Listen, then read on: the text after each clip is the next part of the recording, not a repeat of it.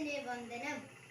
അധിനിവേശത്തിന്റെ കാൽച്ചങ്ങല പൊട്ടിച്ചെറിഞ്ഞ് India സ്വാതന്ത്ര്യത്തിന്റെ അനന്തവിഹായസിലേക്ക് പറന്നുയർന്ന സുവർണ ദിനമാണ് 1947 ആഗസ്റ്റ് 15.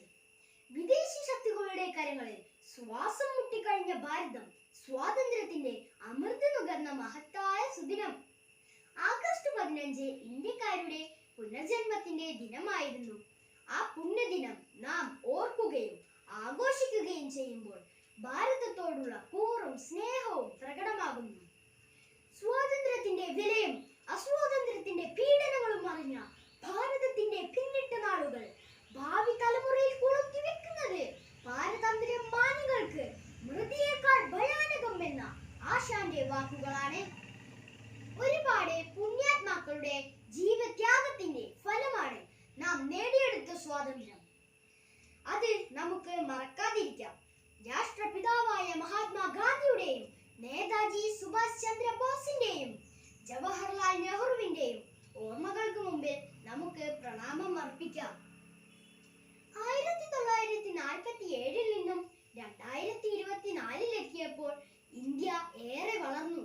ശാസ്ത്ര സാങ്കേതിക മേഖലകൾ, പ്രതിരോധം, വിദ്യാഭ്യാസം എന്നിവയിലെല്ലാം ഇന്ത്യ മുന്നേറുന്നു.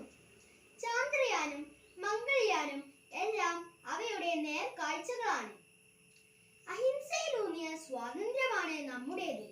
എന്നാൽ ഇന്ന് ജാതിയുടെയും രാഷ്ട്രീയത്തിന്റെയും പേരിൽ മനുഷ്യർ പരസ്പരം പടവെട്ടുന്നു.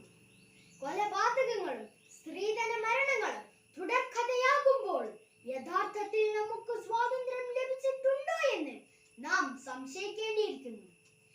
ദിനം ആഘോഷിക്കുമ്പോൾ നമുക്ക് അഭിമാനിക്കാം, സന്തോഷിക്കാം.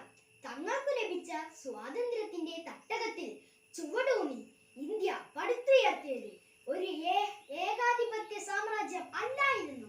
അത് ജനങ്ങൾക്ക് വേണ്ടി ജനങ്ങളാൽ നയിക്കപ്പെടുന്ന ഭരണമെന്ന ജനാധിപത്യ വ്യവസ്ഥയെയാണ് അടിസ്ഥാനമാക്കിയത്. അങ്ങനെ ലോകത്തിലെ ഏറ്റവും വലിയ ജനാധിപത്യ ശക്തിയായി ഇന്ത്യയെ ഉയർത്തുന്നതിന് തുടക്കം കുറിച്ച ദിനം കൂടിയാണ് ആഗസ്റ്റ് 15. ഭാരതത്തോടുള്ള അഭിമാനം വികാരത്തിൽ നിന്നും പ്രവർത്തനത്തിലേക്ക് കടന്നു വരണം. ഭാരതം എന്റെ നാടാണ്, എല്ലാ ഭാരതീയരും എന്റെ സഹോദരി സഹോദരന്മാരാണ് എന്ന് 1000 വട്ടം പ്രതിജ്ഞ ചെയ്താലും നാം ഒരു യഥാർത്ഥ ഇന്ത്യക്കാരനാകില്ല.